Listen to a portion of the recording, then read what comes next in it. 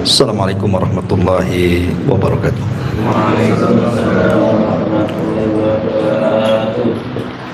Alhamdulillah wassalatu wassalamu ala Rasulillah wa ala alihi wa sahbihi wa mawalah wa la hawla wa la quwata illa billahi wa ba'd. Hadirin dan hadirat yang dimuliakan Allah Subhanahu wa taala, alhamdulillah di malam hari ini mari kita bisa duduk untuk thalabul ilmi.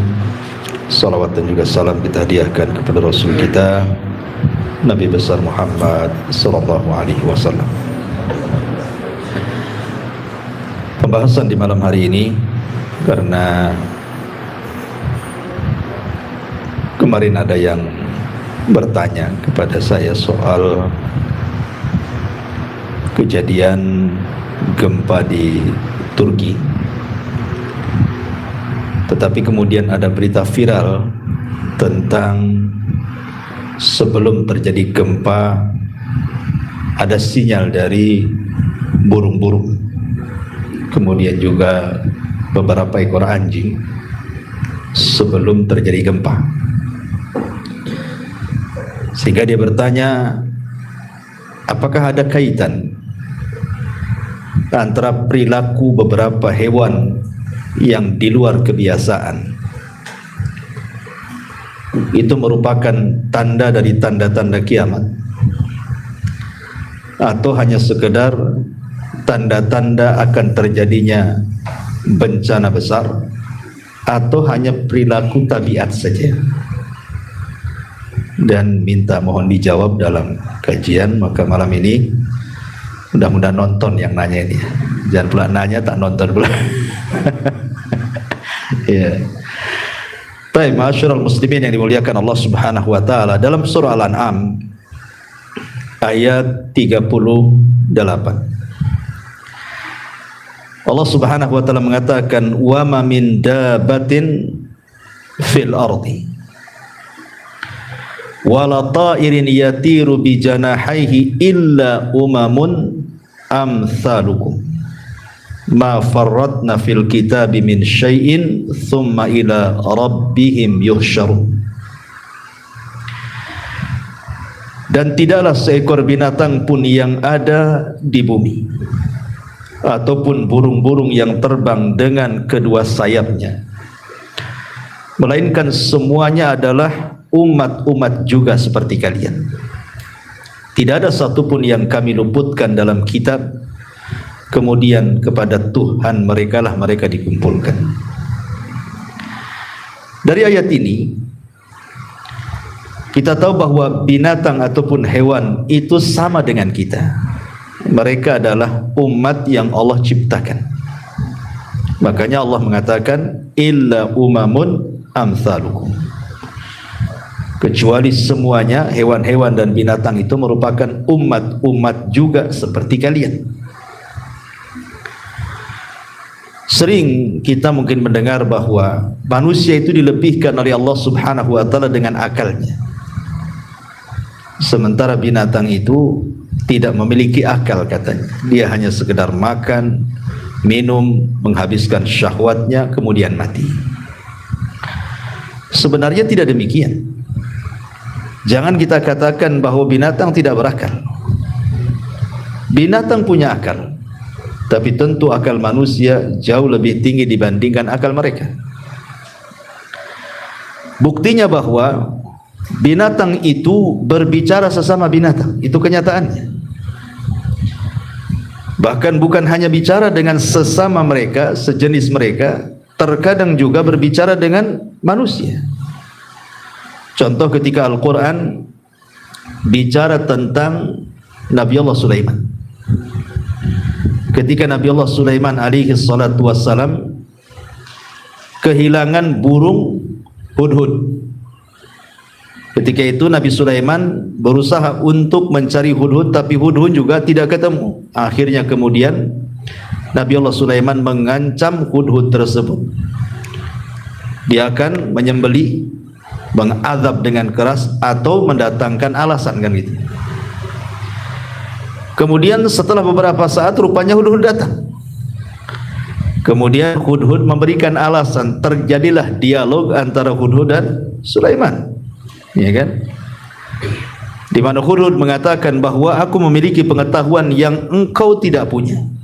Kemudian dia bercerita, aku terbang sampai ke Yaman, kemudian aku mendapatkan satu istana yang sangat megah dan dipimpin seorang ratu. Sayang mereka bukan para penyembah Allah, tapi mereka menyembah matahari, kan itu. Ya'buduna asy-syamsa wal qamar, dan juga bulan. Akhirnya kemudian Sulaiman pun mengirim surat lewat Hudhud. Singkat cerita, akhirnya semua yang ada di kerajaan itu, Ratu Balqis dan seluruh umat yang ada di situ masuk ke dalam Islam, maksudnya ke agama Sulaiman. Berarti menunjukkan bahwa Hudhud inilah wasilah hidayah masuk Islamnya Ratu Balqis dan orang-orang Saba, ya kan? Syahidnya di sini terjadi dialog. Kalau tidak berakal tidak mungkin berdialog, ya kan? Ya. Kemudian juga masih kisah Sulaiman. Ketika Nabiullah Sulaiman bergerak dengan pasukannya, kemudian Raja Semut bicara dengan pasukannya dan mengatakan, ya ayyuhan namlu udkhulu masakinakum la yahtimannakum Sulaiman wa junuduhu wa hum la yash'urun, kan itu. Wahai pasukan semut, segera kalian masuk ke rumah-rumah kalian. Jangan sampai Sulaiman menginjak kalian, sementara dia tidak tahu kalau dia sedang menginjak kalian. Dialog sesama semut dan dialog antara burung Hudhud dengan Nabi Sulaiman menunjukkan mereka punya akal, kan gitu ya. Kalau tidak punya akal, kenapa bisa terjadi dialog, bicara, ya. Akan tetapi apa yang kita lihat dari binatang-binatang itu tentu tidak sebagaimana yang Allah sembunyikan dari binatang-binatang itu. Tidak semua kita tahu kan kehidupan binatang, hanya kita lihat dohirnya saja. Tetapi yang tersembunyi di antara mereka kan kita tidak tahu, hanya Allah yang tahu. Tapi dari dua dalil itu menunjukkan bahwa binatang juga punya akal. Dan terkadang yang lebih hebatnya adalah binatang itu dilebihkan dari segi ubudiyah dibandingkan manusia. Manusia kebanyakan sekarang banyak kufur. Ada yang musyrik, ada yang kafir, kan itu ya. Ada yang menyembah bintang, bulan, macam-macam disembah di dunia ini. Tapi binatang tidak pernah menyekutukan Allah. Makanya Allah Subhanahu wa taala mengatakan, wa im min kulli syai'in illa yusabbihuna bihamdi walakin la tafqahuna tasbihahu.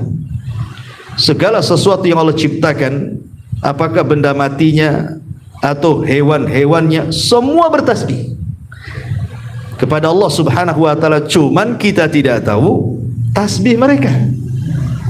Kita tidak tahu tasbih mereka. Tapi Allah Subhanahu wa taala membahasakan illa yusabbihuna bihamdi, kecuali mereka bertasbih dengan memuji Allah.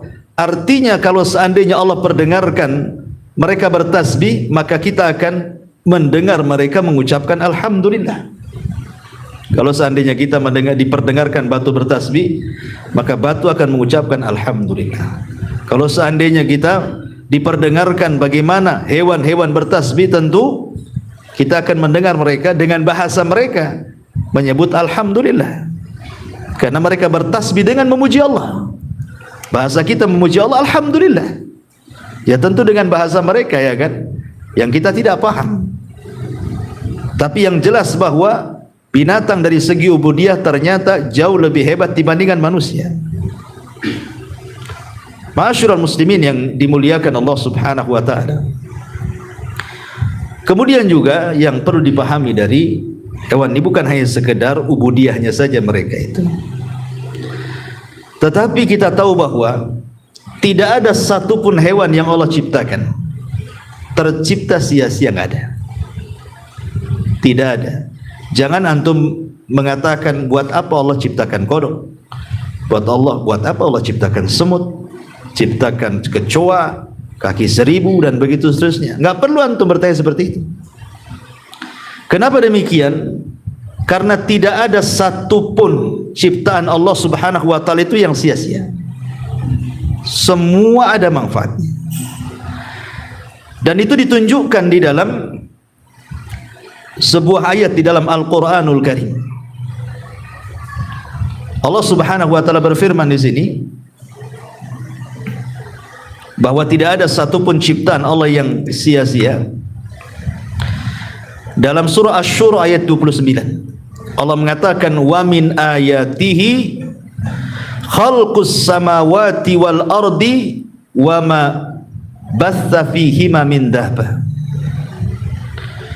Dan di antara tanda-tanda kuasa Allah, di antara tanda-tanda kuasa Allah Subhanahu wa taala adalah Allah menciptakan langit dan bumi serta menciptakan dabah, binatang-binatang.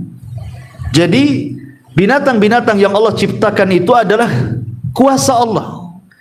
Tidak mungkin ketika Allah menunjukkan kekuasaannya main-main, mustahil.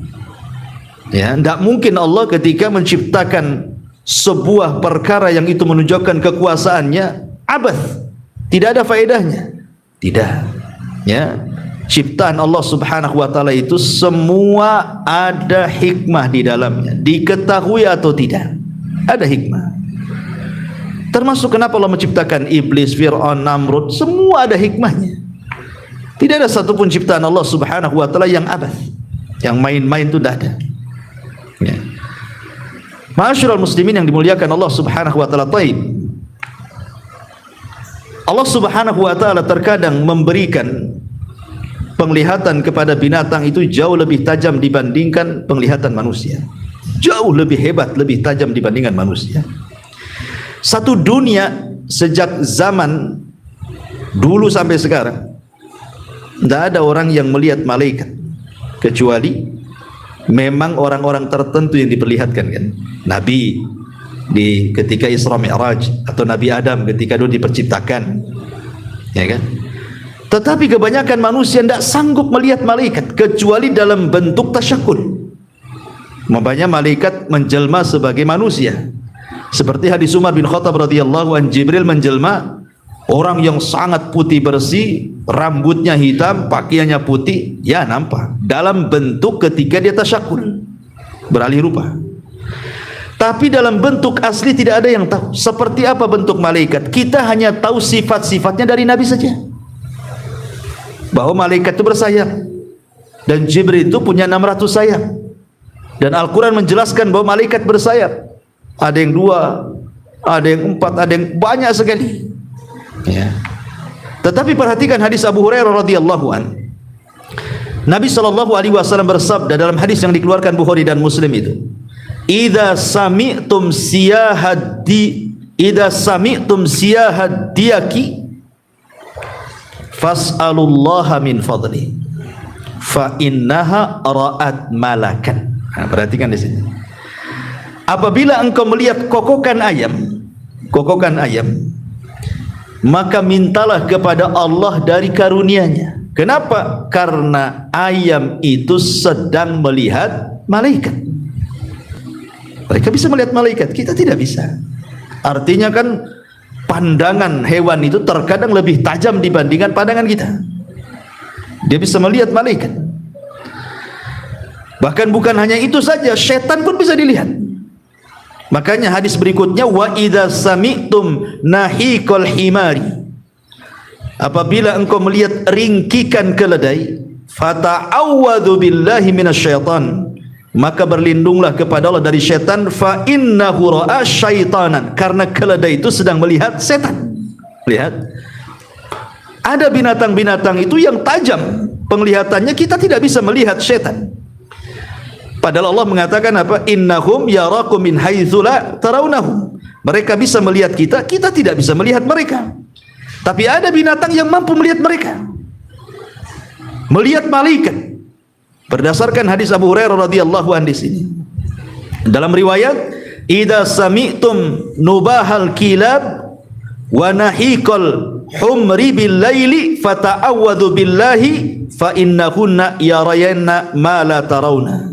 Apabila kalian mendengar gonggongan anjing atau ringkikan keledai tengah malam, maka berlindunglah kepada Allah, karena anjing dan keledai itu sedang melihat sesuatu yang kalian tidak bisa melihatnya, ya kan? Menunjukkan apa? Pandangan hewan ternyata lebih tajam dibandingkan manusia, bisa melihat hal-hal yang gaib.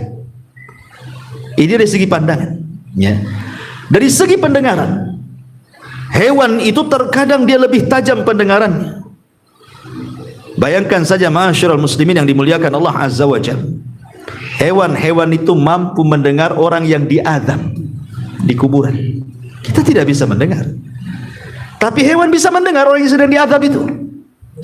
Dan itu ditunjukkan dalam hadis Nabi SAW, ketika Nabi SAW mengatakan, innal abda idza wada'a fi qabrihi wa tawalla anhu ashab. Apabila seorang hamba diletakkan di liang lahat, kemudian dipendam, kemudian orang yang mengantarnya sudah mulai balik pulang, ya, apa yang terjadi? Kemudian datang Munkar dan Nakir bertanya kepada sang mayit itu tentang 3 soalan, man rabbuka wa man nabiyuka wa ma dinuka. Kalau mereka tidak bisa menjawab, summa yudrabu bimitrakin min hadidin dharbatan baina udhunaihi, maka dia akan dipukul dengan gada dari besi, sekali pukulan di antara 2 telinganya, fayasihu sayhatan, dia pun menjerit kesakitan, yasmauha man yalihi ghaira thaqalaini al-insi wal jin, maka akan mendengar makhluk di sekitarnya kecuali manusia dan jin. Siapa makhluk di sekitarnya? Dalam riwayat tasma'uhul bahaim, di mana bahaim itu binatang-binatang ternak mendengarnya. Kalimat bahaim itu artinya kambing, sapi, unta, itu disebut bahaim. Makanya Allah mengatakan bahimatul an'am, hewan yang dikurbankan itu harus dari minal bahaim, kan itu. Bahaim itu maksudnya kambing, sapi, unta. Nah, itu maksudnya bahaim. Dan riwayat tasma'ul bahaim, atau bahaim itu artinya hewan-hewan. Jadi hewan-hewan itu bisa mendengar. Ya, orang yang sedang diadab di kuburan, manusia tidak bisa mendengar. Makanya dalam hadis yang disahihkan oleh Syekh Nasiruddin Albani rahimahullahu taala, yang dikeluarkan Imam Tabrani dari Ummu Bashir radhiyallahu anha, kata Nabi SAW, ista'idzu billahi min adzabil qabri, innahum yu'adzabuna fi kuburihim adzaban tasma'uhul bahaim. Berlindunglah kepada Allah dari azab kubur, karena mereka diazab di kubur-kubur mereka dengan azab yang pedih yang hanya bisa didengar oleh bahaim, hewan-hewan saja. Menunjukkan bahwa pendengaran hewan itu luar biasa, ya kan? Dia punya ketajaman mendengar melebihi manusia, punya penglihatan yang jauh melebihi pandangan manusia, bahkan punya insting yang luar biasa. Punya insting yang luar biasa hewan-hewan itu, sehingga mereka mampu mendeteksi hal-hal yang bisa membahayakan kepada mereka. Nanti saya akan jawab dari pertanyaan itu. Tapi bertolak dari sini, ma'asyiral muslimin yang dimuliakan Allah Azza wa Jalla, apakah kemudian perilaku-perilaku binatang yang aneh yang kita saksikan di media, sebelum terjadi gempa, sebelum terjadi gunung meletus, sebelum terjadi tsunami, kan banyak keanehan-keanehan itu kan, ya, apakah itu satu, dia adalah tanda dari tanda-tanda kiamat, maknanya kiamat sudah dekat? Satu, ini yang harus dijawab. Yang kedua, apakah dia hanya sekedar sinyal saja bahwa dengan perilaku binatang yang aneh yang tidak biasa itu menandakan akan terjadi musibah besar, gempa kah, tsunami kah, gunung meletus kah, dan begitu seterusnya, atau itu hanya tabiat biasa binatang? Pertama saya jawab, ya, apakah dia dari tanda-tanda kiamat? Maka kita katakan tidak ada satupun riwayat, baik Al-Quran, baik hadis Nabi SAW, bahwa perilaku-perilaku aneh binatang sebelum terjadi musibah itu satu di antara tanda-tanda kiamat. Tidak besar, tidak kecil. Maksudnya tidak masuk dalam tanda-tanda kiamat kecil, tidak juga masuk pada tanda-tanda kiamat besar, karena tidak ada. Contoh umpamanya sebelum terjadi tsunami banyak ikan, ya kan pernah terjadi itu. Sebelum terjadi itu kan ikan banyak, nggak ada biasa, kok tahu ikan banyak. Kemudian di Cina tiba-tiba kemudian kodok semua loncat ke jalan raya, entah berapa ribu kodok di jalan raya. Setelah itu terjadi gempa. Ya. Atau di Wuhan sebelum terjadi gempa di Cina itu kan harimau itu sampai menabrak-nabrakan kepalanya itu di pintu-pintu. Setelah itu terjadi gempa. Bahkan saya baca di artikel itu ketika sebelum terjadi tsunami, gajah-gajah itu di Sumatera sana itu berperilaku aneh, seolah-olah tahu ada tanda seperti itu. Ya, termasuk yang terbaru yang viral sekarang kan, ya, sebelum terjadi gempa di Turki ya. Semoga Allah melindungi mereka. Jadi terjadi aneh, burung itu tiba-tiba dengan kawanannya berkumpul di satu tempat, kemudian terbang memutar kan gitu. Dan banyak lagi. Terus di mana itu? Di Kango saya baca itu ketika sebelum terjadi tsunami, mereka melepaskan kura-kura kecil. Kura-kura itu tidak mau masuk laut, balik lagi. Habis itu terjadi tsunami kan? Kan aneh perilaku seperti ini. Ada lagi kambing yang mutar-mutar 12 hari itu sudah mati semua. Kan gitu ya. Tapi itu katanya karena penyakit itu. Karena kan nggak terjadi apa-apa, habis itu mati semua, ternyata dideteksi oleh pihak kesehatan itu penyakit gitu. Ya, penyakit kambing wallah alam. Tapi kan aneh sebab viral itu kambing putar-putar 12 hari habis itu mati coba. Nggak berhenti 24 jam, 12 hari. Tapi kan aneh itu kan bagi kita itu kan, perilakunya kok aneh-aneh gitu. Kalau ini memang menunjukkan dekatnya kiamat, maka kita katakan tidak benar. Kenapa? Karena diutusnya Nabi SAW saja sudah pertanda dekatnya kiamat. Rasul yang mengatakan saya dan hari kiamat itu seperti dua jari begini. Ana was-sa'atu kahataini. Saya dan kiamat seperti ini. Kemudian dirapatkan kata Nabi. Artinya diutusnya Nabi saja sudah mendekati kiamat, tapi tak kiamat-kiamat.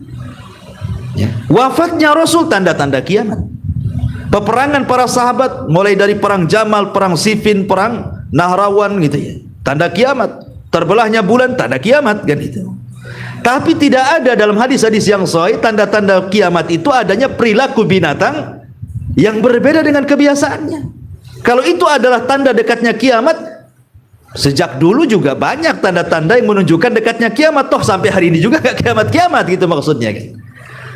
Jadi kita katakan ini bukan tanda-tanda kiamat, tidak masuk dalam tanda-tanda kiamat kecil, tidak pula masuk dalam tanda-tanda kiamat besar. Karena tanda-tanda kiamat kan besar jelas.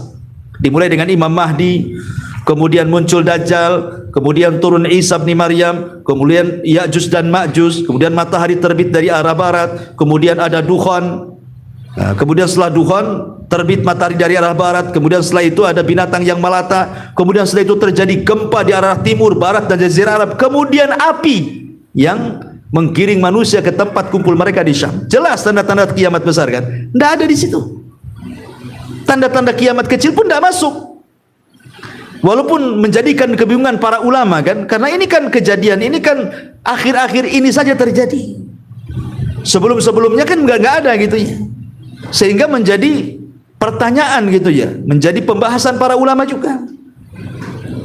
Dan yang saya baca dari artikel-artikel yang ditulis oleh para ulama ataupun dari YouTube yang saya dengar ceramah mereka, bahwa itu bukan tanda-tanda, maksudnya bukan dimasukkan dalam tanda-tanda kiamat kecil, juga bukan termasuk tanda-tanda kiamat besar ya. Kalau begitu, yang kedua, boleh jadi itu sinyal bahwa perilaku binatang yang aneh itu bisa saja itu menunjukkan sinyal akan terjadi musibah besar. Kalau ini mungkin. Kalau yang kedua ini mungkin. Kenapa? Karena saya katakan tadi banyak terjadi. Seperti perilaku ikan yang aneh gitu ya, kok banyak ikan. Padahal macam mana ikan bisa tumpah ke daratan? Kalau bukan punya insting akan terjadi sesuatu. Perilaku gajah, perilaku monyet, perilaku kodok yang berjalan di jalan raya, macan yang tadinya garang loh ya, sampai-sampai kayak macan gila gitu ya. Habis itu terjadi gempa, terjadi tsunami, gunung meletus, macam-macam. Boleh jadi kalau jawaban yang kedua mungkin. Karena saya katakan tadi, binatang punya insting yang lebih di antara manusia. Mereka bisa melihat lebih tajam dibandingkan kita, bisa mendengar lebih hebat dibandingkan kita. Bahkan alat teknologi sekalipun tidak bisa mengalahkan hebatnya sinyal daripada binatang. Seperti nyamuk umpamanya kan. Sehebat apapun pesawat, tidak punya alat seperti nyamuk yang bisa mendeteksi di kegelapan panas. Sehingga walaupun digelapkan, antum tidur di mana saja, tahu nyamuk itu di mana. Coba gelapkan, tahu nyamuk itu antum di mana, tahu. Tidak ada radar pesawat yang seperti hebatnya seperti nyamuk ini, Jan. Artinya dia punya sesuatu yang tidak dimiliki manusia, bahkan alat secanggih apapun. Buktinya kalau terjadi musibah, banyak binatang selamat dan banyak manusia mati. Ya kan? Banyak binatang yang selamat karena mereka sudah tahu duluan gitu akan terjadi itu. Seperti burung-burung sudah tahu akan ada tornado, mereka dah kabur duluan. Manusia tidak paham kalau itu sinyal. Bahkan manusia sudah berusaha pun umpamanya kan dari pihak BMKG atau apa sudah meletakkan alat-alat kan bahwa akan terjadi tsunami, akan terjadi gempa, kecolongan juga. Boleh jadi mungkin alatnya sudah kadaluarsa atau apa tuh kan? Ya. Ternyata nggak sempat menyelamatkan, habis juga. Contoh di Turki sekarang. Saya nggak yakin kalau tidak ada alat-alat pendeteksi gempa itu setiap negara pasti punya. Apalagi Turki ini kan negara yang luar biasa maju gitu ya, pasti punya kan. Tetapi rupanya tsunami gempa lebih dulu daripada sinyal alatnya. Sebab kalau seandainya alat itu mendahului, tentu mereka akan selamat. Paling gedungnya aja ngeroboh kan. Rupanya gempa yang mendahului kan itu daripada alatnya kan itu. Sampai sekarang berapa? 20.000 lebih kan korban itu. Subhanallah, saya nggak kebayang ikhwan. Kita lihat saja korban di Lombok lah yang pernah kita rasakan di negeri kita itu. Sampai saya dapat cerita itu. Ada orang kena timpa tuh karena nggak ada alat berat. Untuk ngoreknya aja setengah mati. Nunggu alat berat sampai 2-3 hari coba, mereka kan kehausan. Jadi kalau dikasih makan tuh dari lubang gitu. Kasih coba. Nunggu alat berat. Gimana kalau sekarang kayak di Turki itu ya kan, yang mereka ndak ada yang ngasih minum, ngasih makanan gitu, mungkin karena ditimpa reruntuhan, belum lagi yang mereka rasakan dari ya mungkin kena luka, kena apa gitu, mati pelan-pelan coba ya kan, nggak ketolong kan, nggak kebayang itu. Makanya dari sini pentingnya bahwa jangan pernah merasa aman dari azab Allah Subhanahu wa taala. Jangan katakan itu kan gempa di Turki, jangan salah. Ya, sehebat apapun Jepang itu teknologi mereka kena juga. Kurang apa hebatnya Jepang itu? Ya, teknologinya tingkat dewa tetap juga kena. Ya.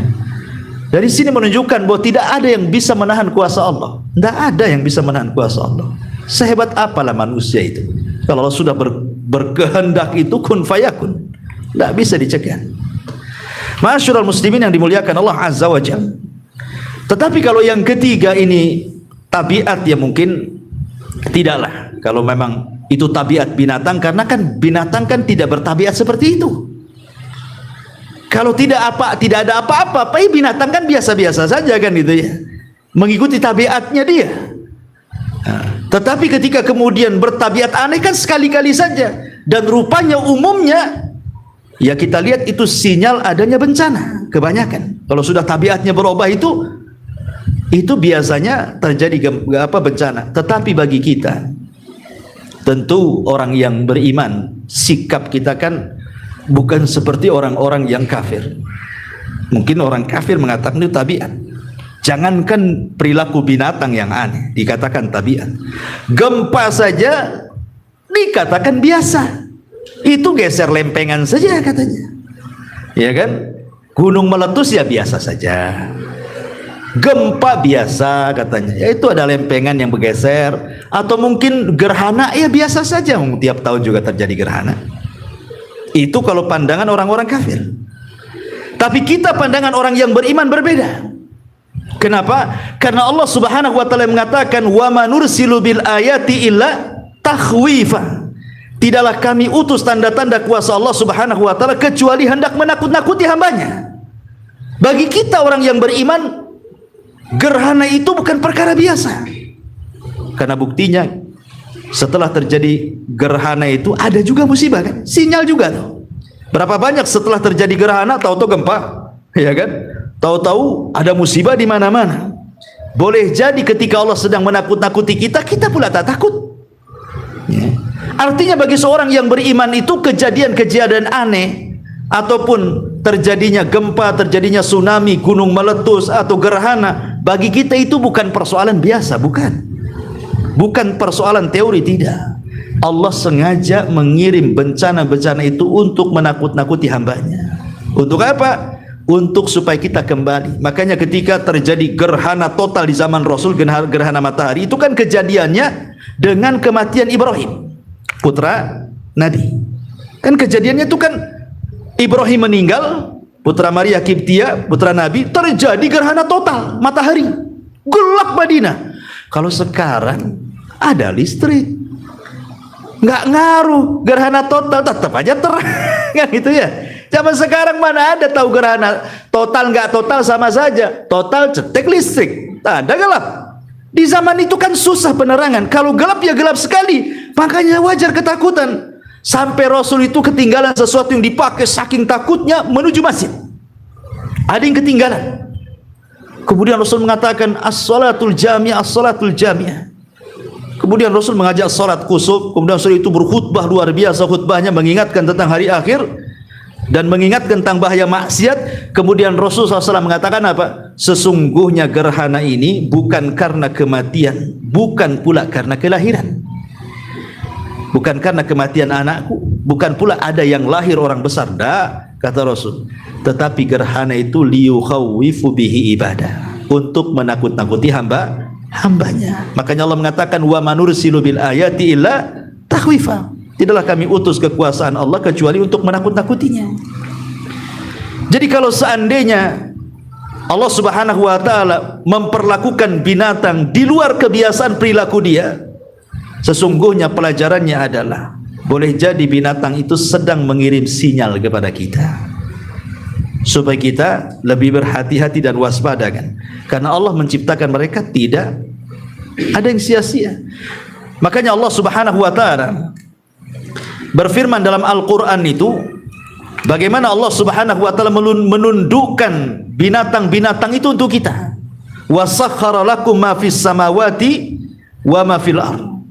Dan Allah telah tundukkan apa yang ada di langit dan apa yang ada di bumi, dan di antara keduanya termasuk juga binatang. Ditundukkan kepada kita, maknanya apa? Ketika mereka ditundukkan kepada kita, bahwa sebenarnya kita diberikan sinyal oleh mereka tanpa harus ada alat teknologi sekalipun untuk memberikan sinyal adanya sebuah bencana. Allah itu sudah rahim dengan kita dengan mengirim tentara-tentaranya memberikan sinyal kan, akan terjadi musibah.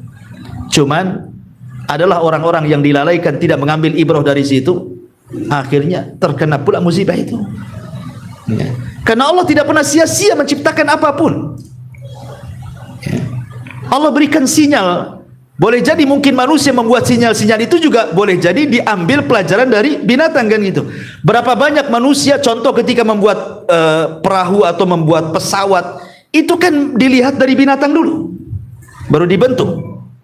Contoh saja umpamanya di zaman Qabil dan Habil, ketika Qabil membunuh Habil, kan entah berapa hari tidak dijelaskan. Qabil itu membiarkan jasadnya Habil, bingung mau diapakan kan, kecuali setelah melihat adanya gagak yang berkelahi dengan saudaranya, kemudian dibunuh, kemudian dikorek, kemudian dimasukkan ke dalam lubang, kemudian dikubur. Baru Qabil mengatakan, kenapa aku tidak secerdas gagak itu supaya aku bisa menguburkan. Baru dia kuburkan kan.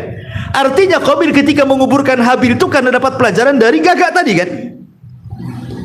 Banyak sekali pelajaran dari binatang itu. Makanya kalau kita lihat di dalam Al-Quran, kenapa Allah Subhanahu wa ta'ala banyak menyebut binatang dalam Quran itu? Banyak sekali ya. Saya akan sebutkan ya, beberapanya di antaranya ya. Seperti Allah Subhanahu wa ta'ala menyebutkan al-asad, singa. Disebutkan dalam surah Al-Mudaththir ayat 51. Kemudian Allah sebutkan bighal. Bighal keledai, ya, disebutkan dalam surah An-Nahl ayat 8. Kemudian Allah sebutkan baqarah. Baqarah dalam surah Al-Baqarah, ya. Kemudian juga Allah sebutkan ba'udah, ba'udah. Ba'udah ma'ruf, nyamuk. Yang sudah saya jelaskan bagaimana Al-Qur'an itu betul-betul menyingkap sesuatu yang di zaman itu tidak pernah tersingkap, baru teorinya tersingkap di zaman sekarang. Ketika Allah Subhanahu wa taala berbicara, innallaha la yastahi an yadriba mathalan ma ba'udatan fama fawqaha, kalimat fama fawqaha, dan sungguhnya Allah tidak malu untuk membuat permisalan seperti seekor nyamuk atau yang lebih kecil dibandingkan nyamuk. Kemudian Allah membahasakan dengan kalimat fama fauqaha. Fauq itu artinya di atas. Ya. Rupanya setelah diteliti di zaman sekarang, rupanya di nyamuk betina itu ada nyamuk lagi berada di kepalanya, dan makanannya ada di kepalanya, kan gitu ya. Dan itu hanya bisa dilihat oleh teknologi, kan gitu ya. Oleh mikroskop, baru nampak tuh. Rupanya di situ ada binatang lagi yang makanannya dari kepala nyamuk itu juga, gitu ya. Zaman dulu kan orang-orang jahiliyah mentertawakan, apalah Muhammad ini mempermisalkan nyamuk. Allah mempermisalkan nyamuk, kemudian ada binatang lebih kecil daripada nyamuk. Rupanya Allah Subhanahu wa taala ketika berfirman seperti ini bukan main-main. Sekarang sudah tersingkap semuanya, ya. Kemudian juga Allah Subhanahu wa taala sebutkan jarad, belalang, yang ketika bercerita tentang azabnya kaum Fir'aun, ya, dikirim belalang yang banyak, kodok, ya kan, kemudian kutu, itu kan disebutkan juga dalam Quran, ya. Kemudian unta, ya, kemudian juga disebutkan al-hut, ikan dalam cerita Nabi Yunus, ya kan. Kemudian juga khail, kuda, ketika bercerita tentang Nabi Sulaiman memandang kuda-kudanya sampai dilupakan sholat. Akhirnya besoknya disembelih semua kudanya, kan. Dan Allah ganti dengan angin, karena dia meninggalkan sesuatu karena Allah Subhanahu wa taala. Kemudian Allah juga menyebutkan hinzir babi, ketika Allah haramkan binatang-binatang yang menjijikan seperti babi. Kemudian dzubab, lalat, Allah juga sebutkan bagaimana ketika Allah menyindir berhala-berhala itu, mereka lemah. Kemudian Allah mengatakan lan yakhluqa dzubab, saking lemahnya berhala itu tidak sanggup menciptakan seekor lalat. Padahal lalat itu kan binatang yang kita hinakan tuh, hidup di kotoran-kotoran, ya. Kemudian juga Allah menyebut kalimat difdah, kodok, ya kan. Kemudian menyebut al-ijl, ijl itu patung anak sapi yang kecil itu disebut al-ijl. Makanya Samiri membuat patung anak sapi, ya. Kemudian juga Allah menyebutkan al-ankabut. Al-ankabut ini laba-laba, ketika mempermisalkan orang-orang musyrik itu seperti laba-laba lemahnya. Seperti laba-laba lemahnya, ya. Kenapa? Karena laba-laba itu keluarganya itu kalau tidak dibunuh membunuh. Nah, gitu ya. Lihat laba-laba itu, tidak ada satu sarang ada dua laba-laba, nggak ada ceritanya. Laba-laba itu cuma ada satu laba-laba setiap sarangnya. Kalau ada dua pasti yang satu mati, nggak ada hidup. Kenapa? Karena si jantan ini kalau sudah menghamili si betina, betina akan membunuh jantannya, kemudian akan memakannya. Nanti ini si betina kalau sudah melahirkan, dia akan dibunuh anaknya. Kemudian nanti kawin lagi anaknya dengan jantan, dibunuh lagi jantannya. Punya anak lagi, anaknya bunuh pula ibunya. Si bunuh membunuh saja itu laba-laba tuh. Ceritanya, kan. Lihat bagaimana keluarga laba-laba itu, kalau enggak qatil maktul, kalau enggak membunuh dibunuh. Saking lemahnya sarang laba-laba itu, tidak ada kondusif dalam keluarga, gitu maksudnya.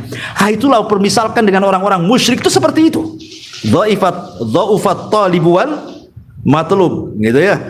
Yang mintanya lemah, yang dimintanya juga dua-duanya lemah, tidak bisa saling memberi, ya. Kemudian juga Allah Subhanahu wa taala juga sebutkan al-qirat, kera, ya. Seperti kutukan kepada Bani Israel, mereka dikutuk jadi kera. Kemudian kumal kutu, kemudian al-kalbu anjing, kemudian juga al-maiz, ya, kambing, ya, kambing bahasa kitanya kambing kacang, ini disebut maiz itu, ya. kemudian nakhlah, tawon, namal, semut, hudhud, kemudian juga alfil, gajah gitu ya. Kemudian juga al-ghurab, gagak, kemudian dabatul ar, dan binatang-binatang yang melata yang lainnya. Artinya sebanyak ini Allah sebutkan binatang-binatang, tidak mungkin kalau tidak ada pelajarannya. Semua ada pelajaran. Binatang yang Allah sebutkan dalam Al-Quran itu ada ibrah dan pelajarannya. Kalau kita kupas satu persatu, dan saya pernah dulu ya kalau nggak salah mengupas tentang binatang-binatang pemberi risalah hidayah, dan juga binatang-binatang justru yang menyesatkan manusia, memasukkan orang ke neraka. Ya, entah tahun berapa dulu ya. Intinya bahwa binatang-binatang yang berperilaku aneh di tengah-tengah kita ini jangan dianggap remeh, itu maksudnya ya. Boleh jadi akan terjadi sesuatu. Jangan dianggap biasa. Ya, karena orang yang beriman itu tidak mungkin melihat kejadian seperti itu kejadian biasa. Pasti Allah memberikan sinyal untuk menakut-nakuti kita, sama dengan gempa, sama dengan tsunami, sama dengan gerhana. Wa manursilu bil ayati illa takhwifa. Tidaklah kami mengutus tanda-tanda kekuasaan kami kecuali untuk menakut-nakuti hambanya. Wallahu a'lam. Ini mungkin jawaban saya. Ya, kalau nggak puas ya tanya Ustaz lain lagi. Ya, ya, taib. Sebelum saya tutup, mungkin antum ada yang bertanya, silakan. Ya. Dulu di kampung itu ada juga gitu, kayak kalau malam hari itu monyet bunyi gitu kan, bisa hujan. Tapi kebetulan rata-rata betul gitu. Jadi kalau kita mempercayai itu termasuk cerita. Iya, kalau monyet bunyi pasti hujan. Selalunya hujan. Kebanyakan paginya itu hujan gitu. Tetapi pernah nggak bunyi tak hujan? Pernah juga. Ya bisa saja kalau memang itu merupakan sebuah kebiasaan. Artinya hukumnya secara aglab ya. Memang kebiasaan kalau monyet bunyi besoknya hujan. Ya, tetapi ingat bahwa jangan antum katakan hujan itu gara-gara bunyinya monyet. Gitu maksudnya. Itu sama dengan mengatakan mutirna binau'i kadza wa kadza, bahwa kami dihujani karena bintang ini dan itu. Itu kurang lebih seperti itu. Ya, bahwa bintang-bintang itu tidak mempengaruhi akan turunnya hujan, tetap yang memberikan hujan Allah. Sama juga, jangan katakan yang menjadikan hujan itu suara monyet berisik malam-malam. Nah, berarti besoknya hujan, seolah-olah hujan itu dinisbatkan karena berisiknya monyet. Nggak boleh. Ya, kalau itu bisa masuk syirkul asghar kan itu ya. Syirik kecil nggak boleh. Tapi kalau hanya sekedar ya kebiasaannya sih, kalau hanya menghabarkan saja kayak biasanya kalau bulan Januari ini musim hujan nih, apa aja gitu ya. Ya nggak apa-apa. Nah, biasanya kalau ada berisi-berisi ini besok hujan nih katanya. Ya, kalau menghabarkan saja nggak apa-apa. Tapi kalau meyakini bahwa hujan itu turun karena berisiknya monyet, ini masalah. Ya, karena monyet itu tidak mempengaruhi berisik-berisiknya kepada kejadian alam semesta. Ya, tetapi ya kita yakin bahwa perilaku yang aneh binatang itu pasti membawa sinyal kan gitu ya. Dia hanya bawa sinyal saja. Karena banyak kan kejadian-kejadian yang contoh mamanya saya sudah ringkas beberapa berita ya. Ya, contoh umpamanya kura-kura ya. Itu terjadi di Tonga di bulan Januari, entah kapan tahunnya ya. Tetapi ketika kura-kura itu dilepas ke lautan di Tonga itu, dia tidak mau. Padahal tabiat kura-kura kalau dimasukkan ke laut kan senang dia. Itu kan habitatnya di situ. Tidak mau dia. Balik lagi ke daratan. Rupanya apa? Setelah kejadian ini, tiba-tiba gunung meletus. Mereka paham. Kan ada sinyal di situ. Ya. Atau contoh di sini juga anjing. Ya. Jadi kejadiannya di Sri Lanka. Kejadiannya di Sri Lanka, bahwa ada anjing itu ketika diajak sama tuannya ke pantai tidak mau. Tidak mau dia. Jadi dia ngamuk, nggak mau, nggak diseret-seret tak mau. Rupanya anjing itu sudah punya insting. Karena ketika serang beberapa hari setelahnya tahun 2004 itu terjadi tsunami. Di Sri Lanka itu terjadi tsunami dan banyak juga yang meninggal, ya. Kemudian juga burung-burung. Ya, contoh sekarang yang lagi viral, ya. Lagi viral di YouTube itu kan burung-burung sebelum terjadi gempa Turki. Bukan Turki. Ya. Nah, itu kan habis kejadian aneh dari burung-burung yang sekawanan burung yang aneh perilakunya kan. Tiba-tiba selang beberapa hari gempa hebat luar biasa. Masya Allah, ya. Sampai 9 kan gitu, ya. Dan itu ada beberapa susulan kan. 20.000 ini luar biasa yang meninggal, ya. Ya tentu dengan Suriah lah digabungnya kan, makanya perbatasan, ya. Saya nggak kebayang Suriah itu sudah perang gitu, ya. Kena gempa lagi, Masya Allah, ya. Penderitaannya luar biasa, ya. Kemudian juga burung bangau, ya, itu terjadi pada tsunami Aceh dan Nias juga.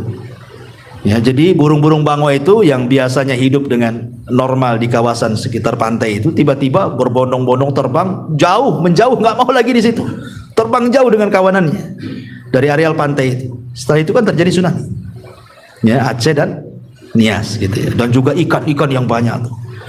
Kemudian gajah, ya, juga disebutkan saat gajah memberontak, tidak tenang, kemudian kayak gerah gitu, ya. Nah, itu pun terjadi dan menurut penelitian memang gajah itu punya insting yang luar biasa dia. Gajah itu memang luar biasa punya insting akan terjadi gempa, dia tahu tuh gajah itu.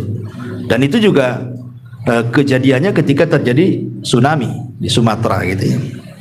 Kemudian juga lebah, ya, singa lah yang aneh itu, ya. Kalau antum lihat di YouTube itu di Cina, itu singa itu tahulah binatang yang sangat agresif, ya, kayak singa sinting, gila kayak mabau itu. Semua diterjang dia, ya, semua diterjang dia sama kepalanya. Tetapi kan setelah itu apa yang terjadi? Terjadi bencana alam luar biasa di Cina itu.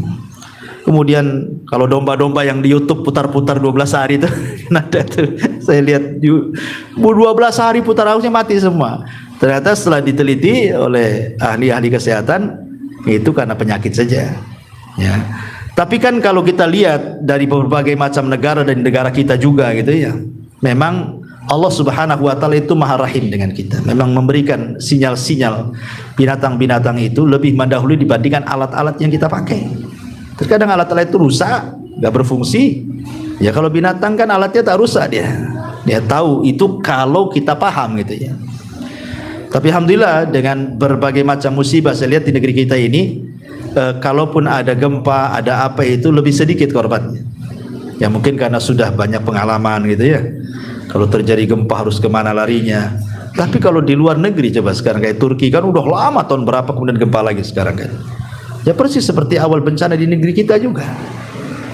Ya, tapi yang jelas bahwa sekali lagi bahwa gempa dimanapun berada, mau di Turki jauh di hampir ke daratan Eropa sana, itu sebuah sinyal tanda-tanda Allah sedang menakut-nakuti dunia sebenarnya. Mau nggak kita kembali kepada Allah atau tidak? Karena semua kejadian alam semesta, semua keanehan binatang dan perilaku yang tidak biasa itu hanya satu sebenarnya, menunjukkan bahwa Allah itu ahad, Allah itu satu. Dialah yang mengatur alam semesta. Dialah mudabbirul amr, yang mengatur semuanya. Menjadikan negeri ini tenang, menjadikan negeri ini kacau, menjadikan gunung ini tenang, menjadikan gunung ini hancur, dan begitu seterusnya. Semua di tangan Allah Subhanahu wa taala. Wallahu alam, saya kira cukup, ya. Dan ada manfaatnya. Subhanakallahumma bihamdika asyhadu an la ilaha illa anta astaghfiruka wa atubu ilaik. Allahu taala alam. Assalamualaikum warahmatullahi wabarakatuh.